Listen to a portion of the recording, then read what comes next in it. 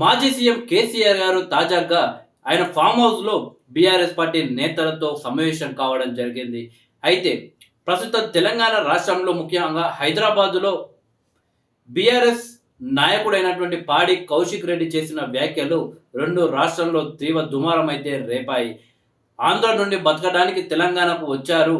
బతకండి, మేము తెలంగాణ బిడ్డలము, ఈ నీళ్లు తాగి బతికాము అని చెప్పేసి ఆయన చేసిన వ్యాఖ్యలు ఏవైతే ఉన్నాయో అవి ఆంధ్ర సెటిలర్లకైతే చాలా బాధను కలిగించాయి. సో దానికి ప్రధాన కారణం ఏందంటే 2014లో తెలంగాణ రాష్ట్రం ఏర్పాటైన తర్వాత కేసీఆర్ గారి పైన అభిమానం అంటే ఏ రకంగా అంటే తెలంగాణ వస్తే ఆంధ్రోల మీద దాడులు జరుగుతాయేమో అని చెప్పేసి అందరూ అనుకున్నారు. బట్ కేసీఆర్ గారు ఆంధ్ర ప్రజలకు ఎలాంటి అన్యాయం జరగకుండా, వాళ్ళపై ఎలాంటి దాడులు జరగకుండా అందరూ కలిసికట్టుగా జీవించాలని చెప్పేసి ఆయన ఒక నిర్ణయం తీసుకోవడం జరిగింది.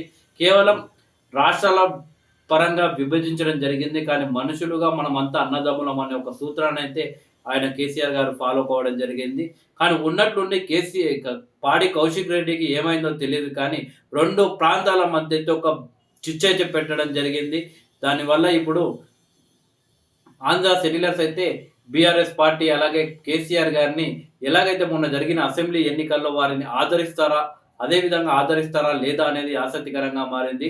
జీహెచ్ఎంసీ ఎన్నికల్లో గత 2 ఎన్నికల్లో కూడా మొన్న జరిగిన జీహెచ్ఎంసీ ఎన్నికలు కావచ్చు, అంతకుముందు 2019లో 2019 తర్వాత అంటే అధికారంలోకి వచ్చిన తర్వాత బీఆర్ఎస్ పార్టీ అప్పుడున్న జీహెచ్ఎంసీ ఎన్నికలు కావచ్చు, అంతకంటే ముందు 2014లో బీఆర్ఎస్ పార్టీ గెలిచిన తర్వాత వచ్చిన జీహెచ్ఎంసీ ఎన్నికల్లో కావచ్చు, బీఆర్ఎస్ పార్టీ అయితే మంచి ఫలితాలైతే సాధించడం జరిగింది.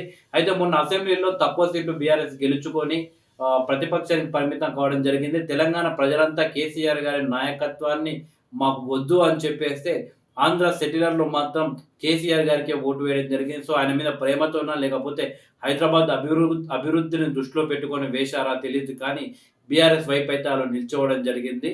అయితే ఇప్పుడు కౌశిక్ రెడ్డి మాత్రం ఆంధ్ర సెటిలర్స్‌ని బీఆర్ఎస్‌కి దూరం చేసే ప్రయత్నం అయితే ఆయన చేసినట్లు తెలుస్తుంది. సో అది కావాలని చేస్తున్నాడా లేక ఎందుకు చేస్తుండో తెలీదు.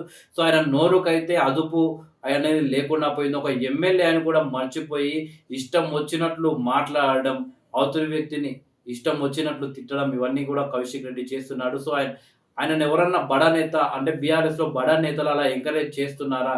ఇంతకీ కేసీఆర్ గారికి తెలుసా? ఈయన ఈ విధంగా చేస్తున్నాడని చెప్పేసి. అంటే కేసీఆర్ గారు తాజాగా అయితే బీఆర్ఎస్ పార్టీ నాయకులతో అయితే సమావేశం కావడం జరిగింది. సో రేవంత్ రెడ్డి గారి ట్రాప్‌లో పడవద్దు. మీరు కేవలం కాంగ్రెస్ పార్టీ ఇచ్చిన హామీలంపై మాత్రమే పోరాటం చేయండి.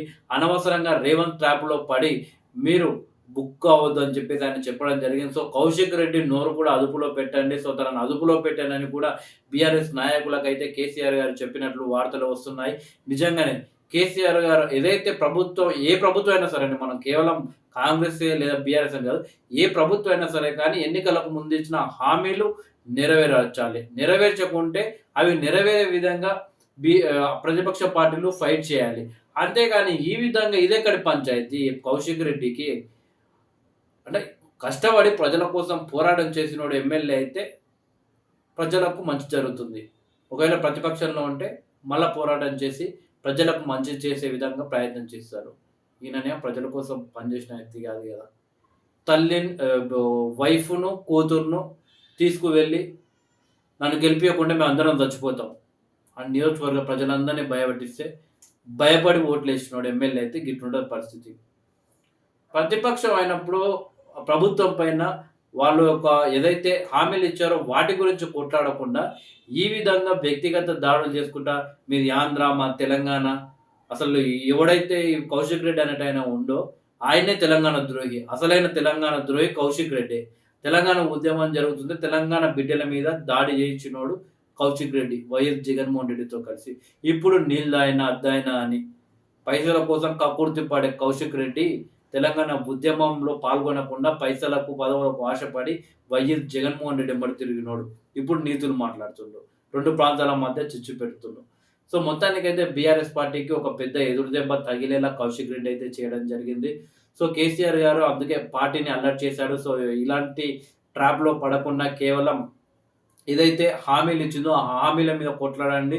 సో, ఆ హామీలు నెరవేర్చడం అనేది అసాధ్యం. సో, రేవంత్ రెడ్డి అందుకే ఇలాంటివి చేస్తున్నా మీరు ఆ ట్రాప్‌లో పడకండి హెచ్చరించడం జరిగింది. సో, మరి ఇలాంటి కౌశిక్ రెడ్డి లాంటి నోటిదూల ఉన్న నేతలను కేసీఆర్ గారు కంట్రోల్ చేయగలరా? లేదా? అనేది చూడాలి. చూద్దాం ఏం జరుగుతుందో.